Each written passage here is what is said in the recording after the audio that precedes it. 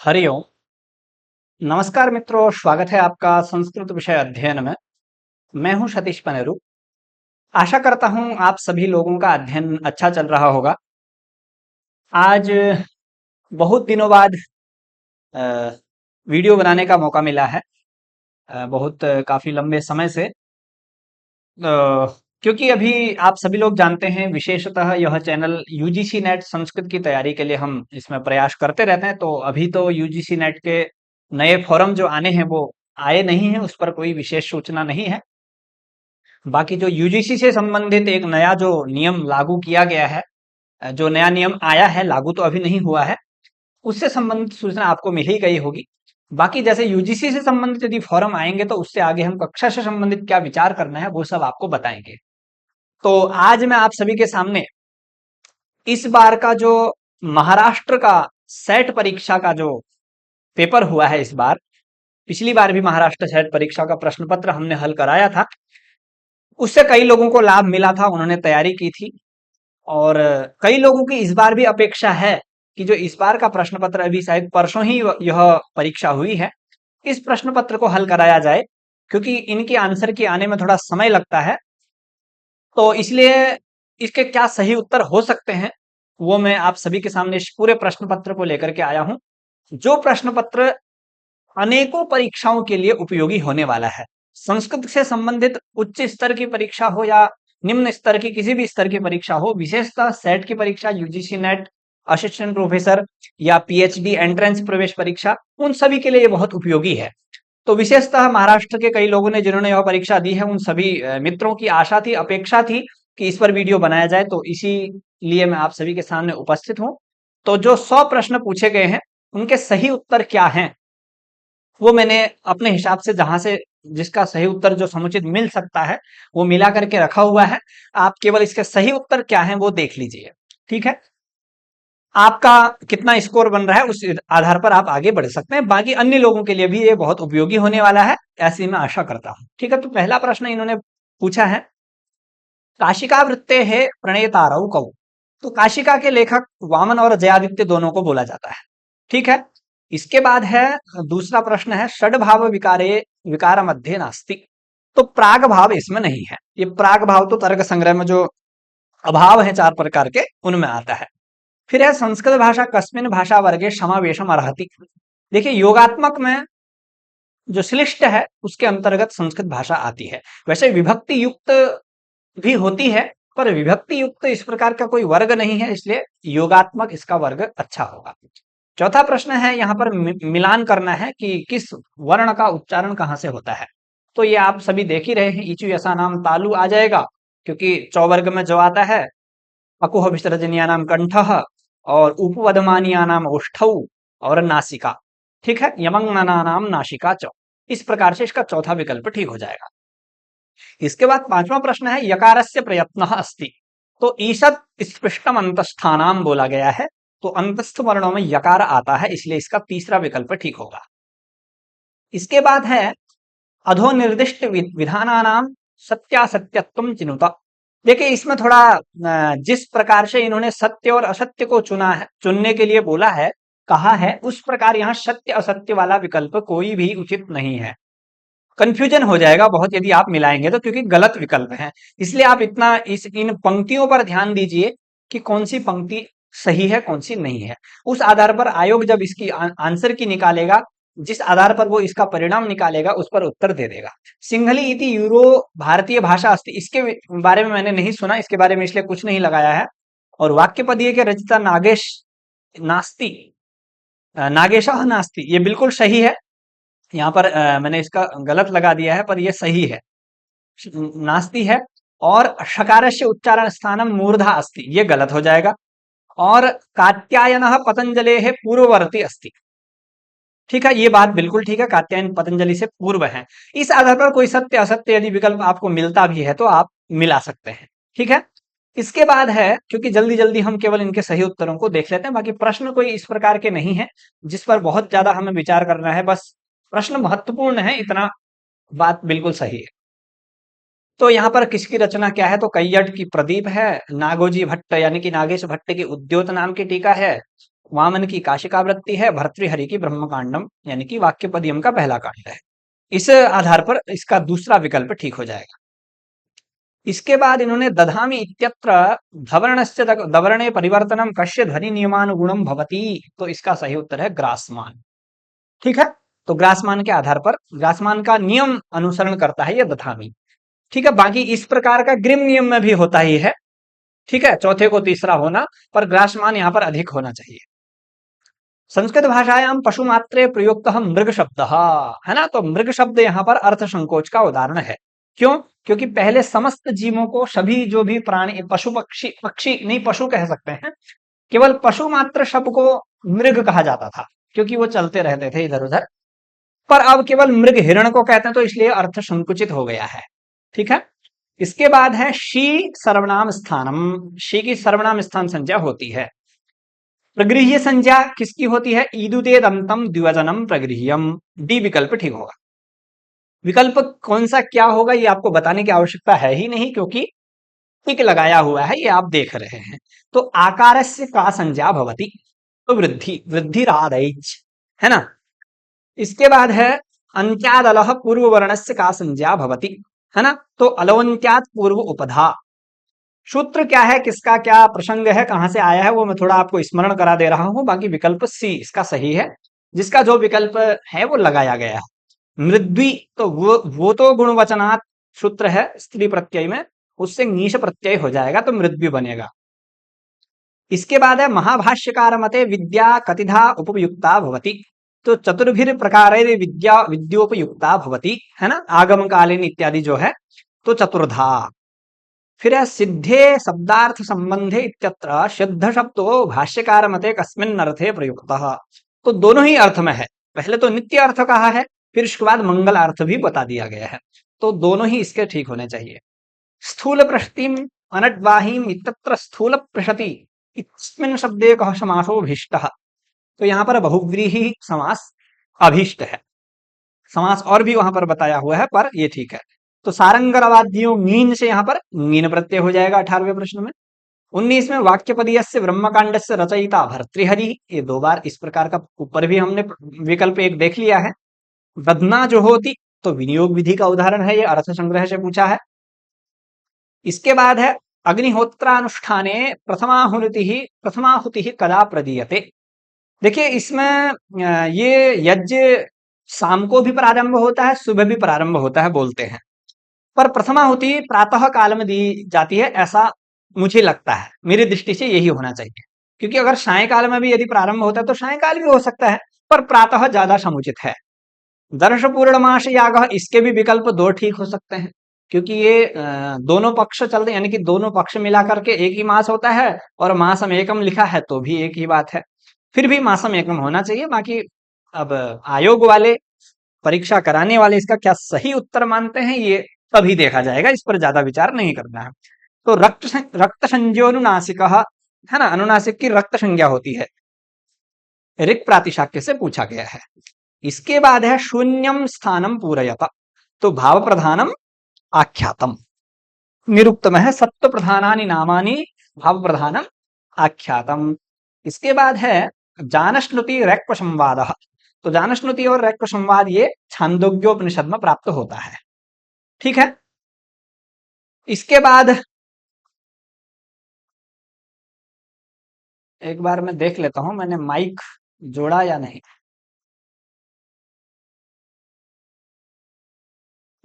ठीक,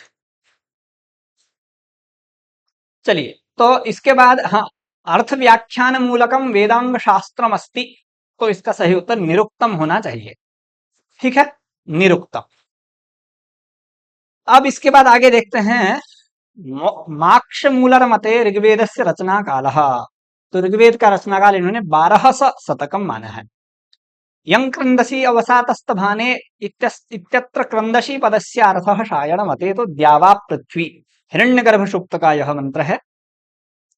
आगे है यो देवोग्नौ योप्सु यो विश्वं भुवनम आविवेश इति मंत्रांशः प्राप्यते, तो ये श्वेता शतरोपनिषदि। ठीक है, श्वेता शतरोपनिषद के दूसरे अध्याय का अंतिम मंत्र है यह। यम यमी संवाद 10 का है। ठीक है, 10वें मंडल का 10वां सूक्त है।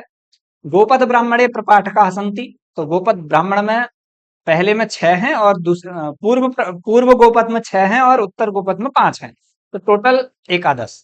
किम वेदांगम वेदस्य घ्राण रूपम, तो शिक्षा घ्राणम तो वेदस्य। इसके बाद है ऋक् संहितायाः पदपाठकारोऽस्ति, तो शाकल्यः।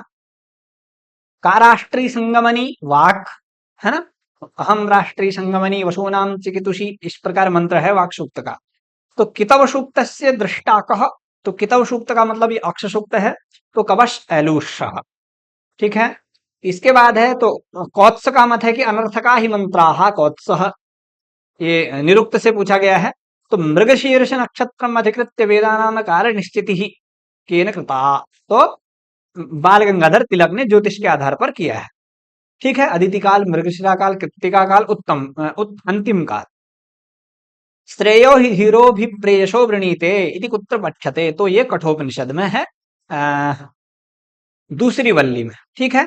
सांख्य मते अनुमानम कतिविधम उच्यते, तो अनुमानम त्रिविधम, पूर्ववत, शेषवत और सामान्यतो दृष्ट, ठीक। स्थूलोहम कृशोहम इति कीदृशः ध्यासः, तो ये ऐसा चार्वाक लोग बोलते हैं, तो ये देहाध्यासः हो जाएगा, ठीक है। इसके बाद है पापक्षय साधनानि चांद्रायणादीनि प्रायश्चित्तानि, तो वेदांत सार में ये प्रायश्चित्त हैं, ठीक है, चांद्रायण आदि व्रत करना। इसके बाद है पूर्वेशामपि गुरु काले नानवच्छेदात्, ऐसे करके है, तो यहाँ पर गुरु कौन है, ईश्वर है वो, ठीक है। क्लेश कर्म विपाकाशैरपरामृष्ट पुरुष विशेष ईश्वरः, ऐसे योग दर्शन के पहले ही बाद में बताया गया है। शब्द सामर्थ्यम लिंगम, अर्थ संग्रह से है, तो स्पर्श रस गंध वर्णवंतः उद्गलाः, ये जैन दर्शन से पूछा है। सांख्य मते अध्यवसायो नाम किम, तो अध्यवसायो बुद्धिर्धर्मो ज्ञानम विराग ऐश्वर्यम। आगे है बौद्ध मते पंच स्कंधा, ठीक हो गया, 5 स्कंध है। कंठस्थानीय ऊर्ध्वगमनवान उत्क्रमण वायु कह, तो उदानः, तो उदानः कंठ देशे स्यात् व्यानः सर्व शरीरगः बोला है। आगे है हाँ, तो विपर्ययो मिथ्याज्ञानम अतद्रूप प्रतिष्ठितम, विपर्यय है ये। गृहे प्रच्छन्न उत्पन्नो गूढ़धस्तु सुतः स्मृतः, ये याज्ञवल्क्य स्मृति से है। तो घर में छुप करके जो पुत्र उत्पन्न होता है, छुपा करके जो पुत्र उत्पन्न किया जाता है, उसको गूढ़ज पुत्र कहा जाता है। तो अभियोगस्तु अपहनवे है, यहाँ पर अपठनवे नहीं है, अपहनवे। कियत् धनम राज्य दियते, तो अभियोग समम तत्समम दंडम अर्हति, उसी के बराबर दंड देना है।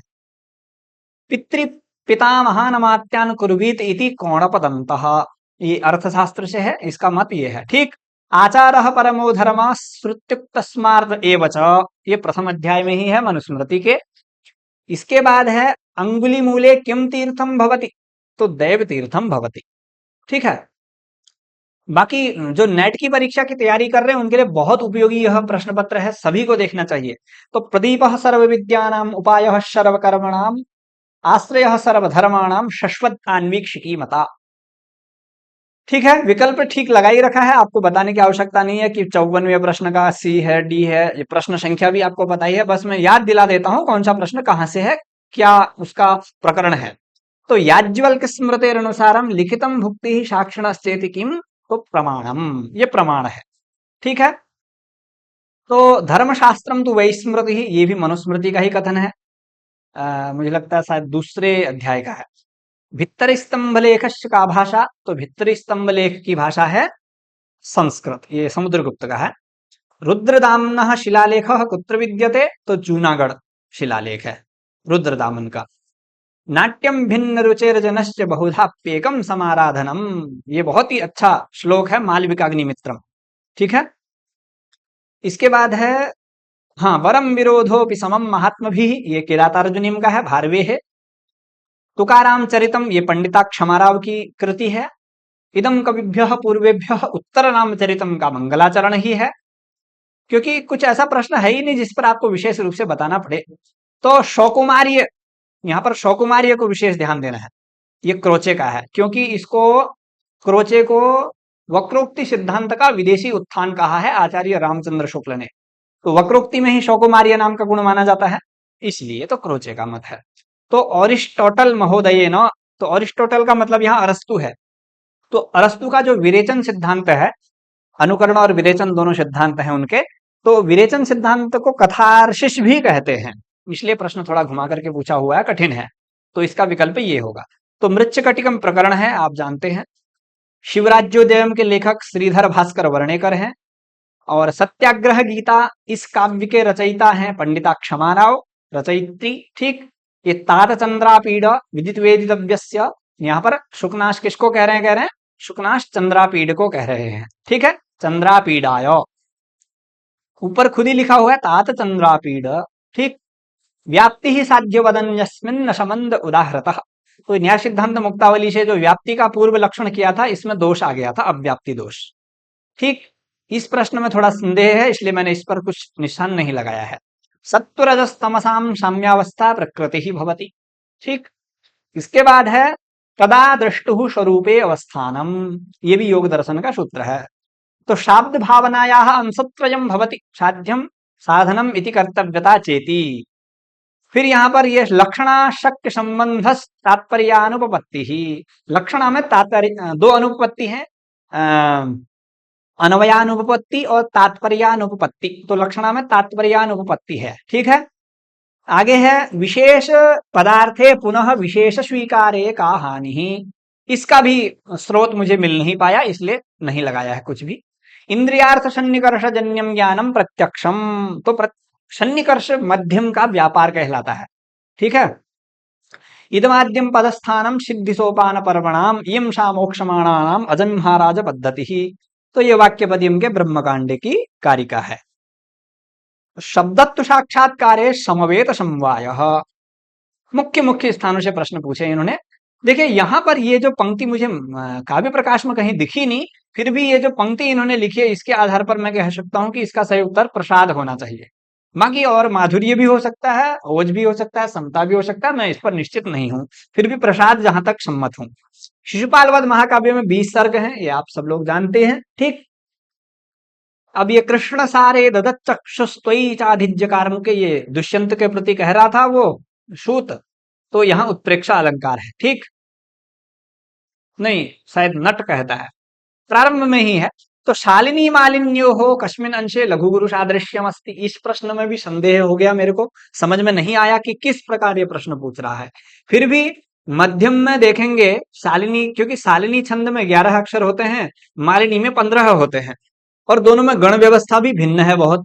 फिर भी इन्होंने पूछा है कि लघु गुरु सादृश्य होता है, तो मध्य में एक जगह गुरु और लघु एक जैसे होते हैं क्रम में, फिर भी इसका ये होना चाहिए। तो निसर्ग निसर्ग दुर्बोधम बोध विक्लव, यहाँ पर श्लोक भी थोड़ा गलत लिखा है इन्होंने। क्वभूपति नाम चरितम क्वजंतव, यहाँ पर क्व और क्व का अर्थ बताना है क्या है। अच्छा प्रश्न बनाया है। देखिए यहाँ पर क्व का मतलब, ये वनेचर क्या कहना चाह रहा था, कह रहा कहाँ तो भूपतियों का चरित्र जिसको सब लोग नहीं जान पाते हैं, और कहा मुझ जैसा मंद बुद्धि जिसको कोई समझा नहीं सकता है। कहने का मतलब है कि को का मतलब यहां पर है कि दोनों के बीच में बहुत ज्यादा अंतर है, बहुत ही ज्यादा भेद है। तो इसलिए यहां पर महद अंतरम होना चाहिए, महद अंतरम। यहां पर शायद ये हो लिखना चाह रहे होंगे, दो हो गया होगा, ऐसा हो सकता है मेरी दृष्टि से, क्योंकि अविद्यमानत्व ऐसा तो नहीं है। बहुत अंतर बताया उसने राजाओं के चरित्र में और मुझ जैसे जंतु के मध्य में, मतलब बहुत अंतर है। ठीक। तो ये लिम्पतीव तमोंगानी, यहाँ पर ये उत्प्रेक्षा अलंकार का उदाहरण है ये। इसके बाद इन्होंने पूछा, हाँ, अतिव्याप्ते रथा व्याप्तिर नचाशौ लक्ष्यते तथा, तो ये लक्षणया, ये ध्वन्यालोक का है। तो सूर्य भी कथितः, यहाँ पर प्रथमो विद्वांसः वैयाकरणः बोला है। ठीक है। शगुणावलंकृति यहाँ पर है अविद्यमाना अलंकृति ही ययोः तौ, है ना, तौ शब्दार्थौ, जहां पर अलंकृति अविद्यमान है, नहीं है ना, अर्थात। फिर है इदम उत्तम अतिशयनी व्यंग्ये व्याच्या ध्वनिर्बुधई कथितः, ये वही पंक्ति आ गई। तो ये व्यंग्यार्थ, यहाँ पर किसकी अतिशयता है? व्यंग्यार्थ की। ठीक है। ये साहित्य दर्प का है। आगे है, नहीं, वाच्यातिशयनी व्यंग्ये ध्वनिस्तत्काव्य, हाँ, ये काव्य प्रकाश का ही है। ठीक है, क्योंकि दोनों में लक्षण थोड़ा समान है, मनुस्मृतेः कस्मिन् अध्याये सृष्टिक्रमस्य वर्णनम प्राप्यते। तो ये प्रथम ही अध्याय में सृष्टि संसारोत्पत्ति है पहला अध्याय। याज्ञवल्क्य स्मृति में धर्माध्याय नहीं है, बाकी तीनों ये अध्याय हैं उसमें। श्रीमद् भगवद गीता महाभारत के भीष्म पर्व से है। ठीक। अहरोरा, अशोक का अहरोरा शिलालेख जो है मिर्जापुर से संबद्ध है, मिर्जापुर से प्राप्त है। और ये अफसद नाम का जो शिलालेख प्राप्त होता है ये आदित्य सेन का है।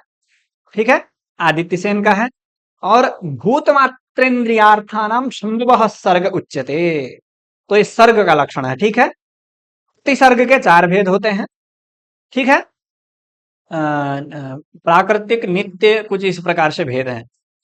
सात्विक पुराणेषु कस्य महात्म्यम अधिकम वर्णते, तो सात्विक का मतलब हरि का ही है। ठीक है, जैसे राजसिक ब्रह्मा जी का है, और तामसिक भगवान शंकर, और सात्विक भगवान विष्णु। तो सुग्रीव की पत्नी का नाम रूमा था, ये आप सामान्य रूप से सभी लोग जानते हैं। तो यदि वाचम प्रदास्यामि द्विजातिरिव संस्कृताम रावणम मन्यमानानाम सीता भीता भविष्यति, तो हनुमान जी कह रहे हैं लंका में जाकर के। फिर गाम दोग्धीपयः, यहाँ पर अकथित कर्म क्या है, गाम है। ठीक है, गाम में द्वितीया हुई है। फिर इसके बाद अंतिम है अचाम मध्य यो अंतः स आदिर्यस्य तट्टी संज्ञम स्यात्, तो ये पहले ही संधि पूछा है, टी संज्ञा होती है इसकी।